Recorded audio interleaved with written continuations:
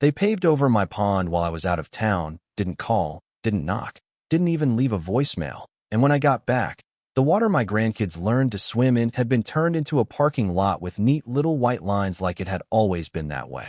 I didn't yell. I didn't throw a fit. I just stood there with my suitcase in my hand and felt something old inside me go very still. I bought this place in the spring of 1994.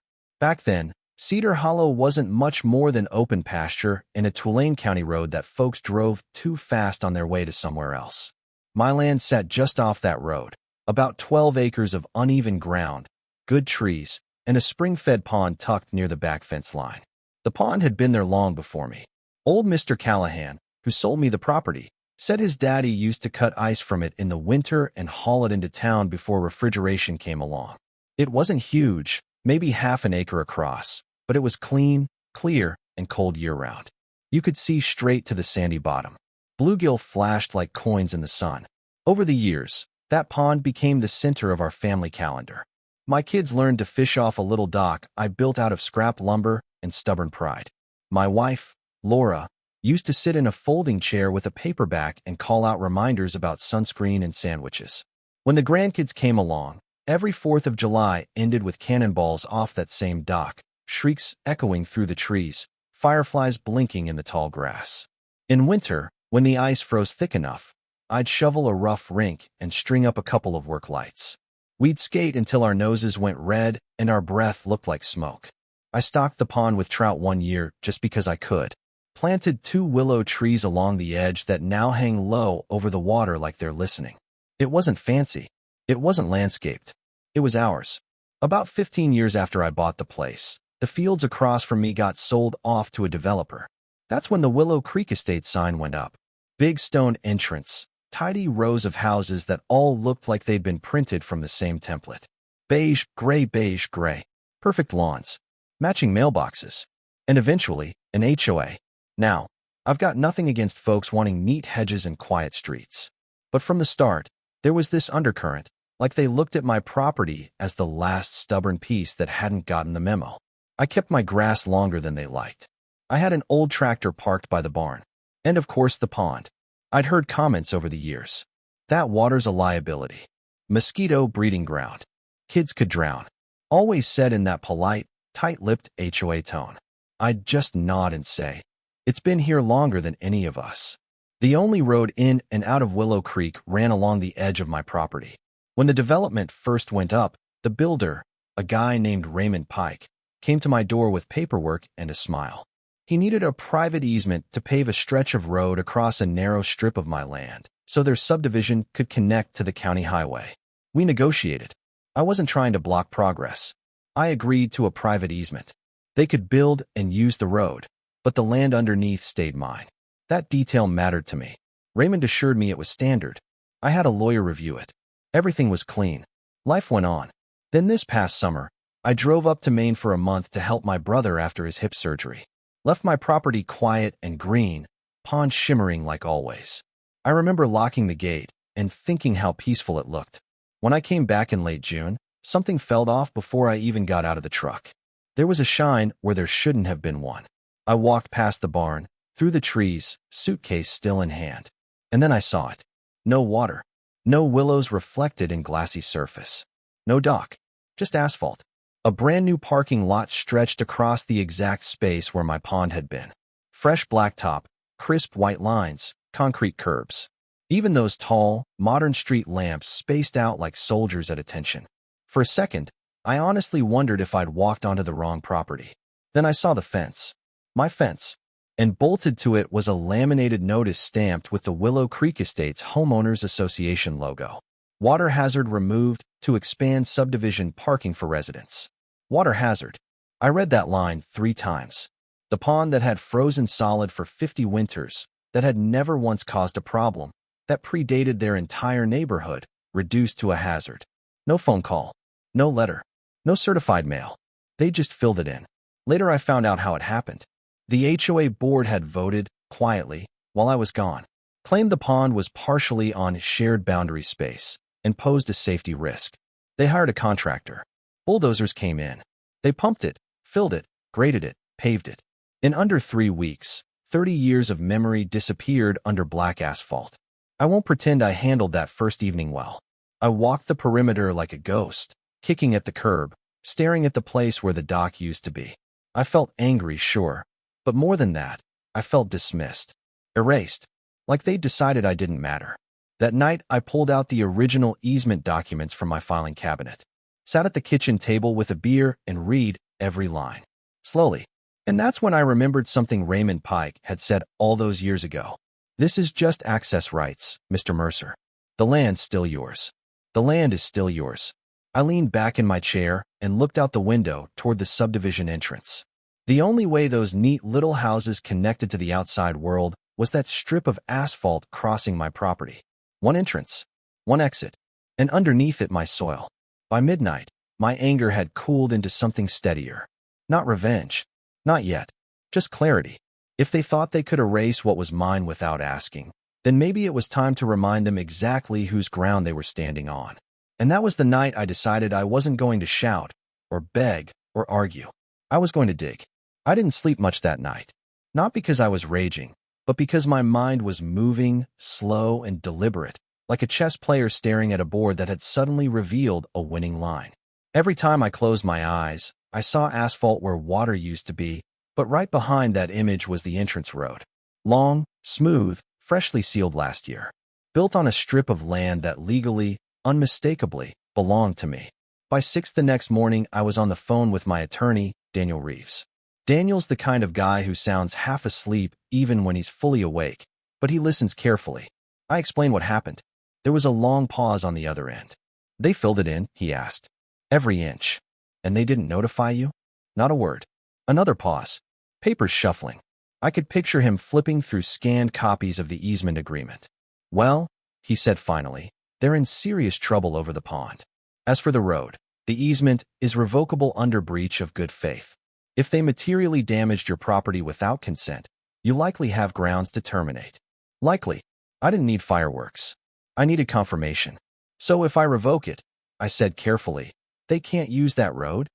If you follow proper notice and procedure, no. It's private access across your land. Without it, they're landlocked unless they build an alternative route. There was no alternative route. The subdivision backed up against protected wetlands on one side and a steep ravine on the other. The county highway only touched that narrow strip across my property. I thanked him, hung up, sat there with the phone still in my hand. I wasn't doing this for money. Not yet.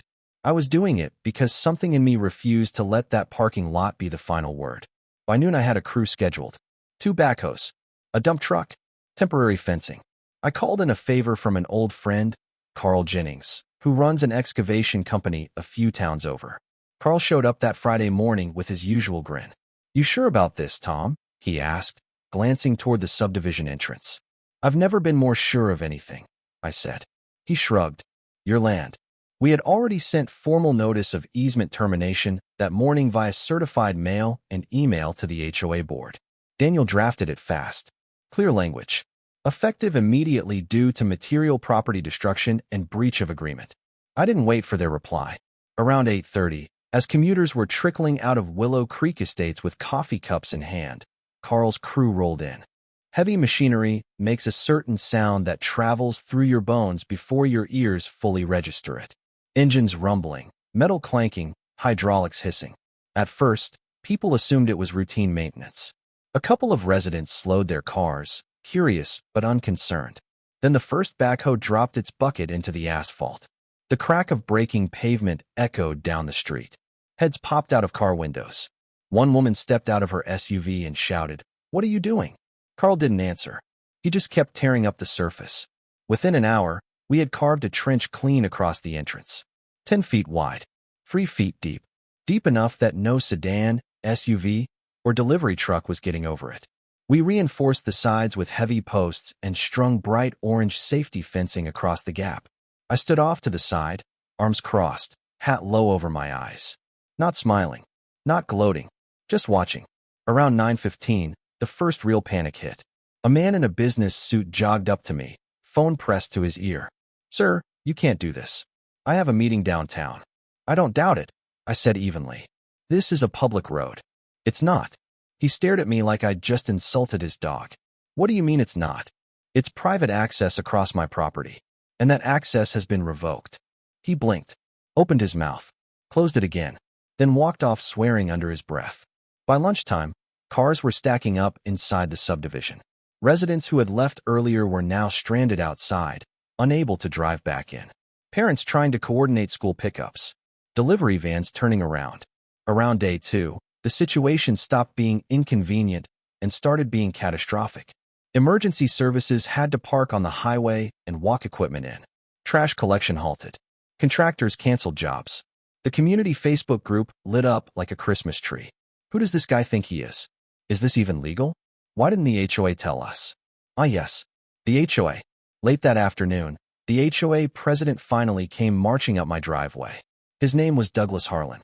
Mid-50s, pressed polo shirt, the kind of man who uses the phrase community standards unironically. He had a folder tucked under his arm and indignation radiating off him like heat. "You're obstructing a public roadway," he announced before even saying hello. I leaned back in my porch chair. "No, I'm not." "Yes, you are. We've contacted the county." "Good," I said. "They'll confirm it's a private easement." His jaw tightened. "You can't just decide to cut off access to 200 homes." "I didn't just decide," I replied. "You filled in my pond." That pond was a hazard. It was my property. It encroached on shared boundary land. I stood up then, slow, deliberate, and walked inside. Came back with my deed and the original survey map. Spread them out on the hood of his car. "See that line?" I said, pointing. "That pond was entirely on my parcel." "Entirely." He glanced down, but didn't really look. "The board acted in the best interest of the community. And I'm acting in the best interest of my property." He exhaled sharply. "You're punishing innocent families." I held his gaze. "No, Mr. Harlan. You did that when you bulldozed something that wasn't yours." For a moment, neither of us spoke. Cars idled behind him at the trench. People watched. "You're going to regret this," he said quietly. "Maybe," I answered. "But not today." By the weekend, the local paper ran a story. A photographer came out and took a picture of me standing near the trench, hands in my pockets, orange fencing bright against the dirt. The headline read something like "Land Dispute Leaves Subdivision Stranded." The town picked sides fast. Some called me petty. Others called me a hero. But here's what people don't understand. I didn't wake up one morning looking for a fight. I lived next to those houses for 15 years without causing trouble. I waved at their kids. I plowed snow off the shoulder when storms hit. They decided convenience was more important than courtesy. Weeks went by. Property listings in Willow Creek started dropping prices. Open houses got canceled. Who wants to buy into a neighborhood that might lose road access at any moment? Pressure mounted. Residents demanded answers from the board. I heard there were shouting matches at HOA meetings. Some families even talked about suing the association themselves. And through all of it, the parking lot that used to be my pond sat there, baking in the July sun. Flat. Silent. Wrong. Mid-August rolled around, hot and heavy, cicadas screaming in the trees. That's when Douglas Harlan came back. But this time, he wasn't alone. Douglas didn't come alone that second time. He brought 2 other board members with him, a woman named Patricia Klein who handled their finances, and a younger guy, maybe late 30s, named Eric Nolan, who looked like he'd aged 10 years in the past month. No polo shirts this time. No chest puffed out. They walked up my driveway like men heading into a dentist appointment they couldn't cancel. I was out by the barn when I saw them. August heat hanging thick in the air, grass dry under my boots, cicadas buzzing so loud it almost drowned out the awkward silence between us. "Tom," Douglas said, and this time he actually used my first name. I wiped my hands on a rag and waited.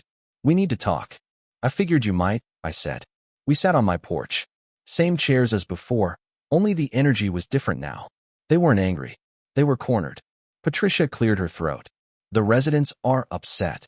"I've noticed," I said. Eric leaned forward, elbows on his knees. "People can't refinance. Sales are falling through. One family had to carry groceries across the trench in the rain last week. It's not sustainable." I let that hang there. Because the truth is, I didn't enjoy picturing families struggling. I'm not a monster. I live here too. I see the kids riding bikes in circles inside that trapped little bubble of pavement. But I also see asphalt where water used to ripple. Douglas finally spoke. "We're prepared to discuss terms." There it was. Not an apology. Not at first. Terms. I looked at him. Before we talk terms, I want to hear something. He frowned slightly. What? I want to hear you say you shouldn't have touched my pond. Silence. Patricia shifted in her seat. Eric looked down at his shoes. Douglas inhaled slowly, like it physically hurt him. The board acted without fully verifying the property boundary. In hindsight, we should have consulted you. That's not what I asked, I said quietly. He clenched his jaw. The cicadas buzzed louder, filling the gap. We should not have altered your property without permission, he said at last. It wasn't warm. It wasn't heartfelt. But it was real enough. I nodded once. All right. Now we could talk. They came prepared with an offer. Rebuild the pond. Remove the asphalt. Regrade the land. Restock fish. Cover legal fees. They even had a landscaping company ready to make it better than before, which almost made me laugh. Better than before. As if you can recreate 30 years of memory with a contractor and a checkbook. I listened without interrupting. Let them finish their pitch. Then I said, no? Patricia blinked. No, I don't want it rebuilt. That surprised even me a little when I first realized it. But I'd had weeks to sit with the image of that parking lot. Weeks to grieve what was gone. You can't just dig a hole and pour water back in and pretend nothing happened. The spring had been disturbed. The soil compacted. It wouldn't be the same. I want compensation, I said. Douglas straightened slightly. What kind of compensation? I leaned back in my chair. Permanent right-of-way access. $10,000 a month. Legally binding. Automatic termination clause if a single payment is missed. And a contract stating the HOA will never alter, access, or develop any portion of my property without my written consent. Eric's head snapped up. $10,000 a month. You've got 200 homes in there, I said. That's $50 per household. Less than most of you spend on streaming services. Patricia was already calculating in her head. I could see it. Douglas stared at me, trying to decide if I was bluffing. I can leave that trench there indefinitely, I added calmly. I'm within my rights. Your residents will eventually force a solution. This one is clean. Predictable. You're holding us hostage, he muttered. I shook my head. No. You held my property hostage first. That landed.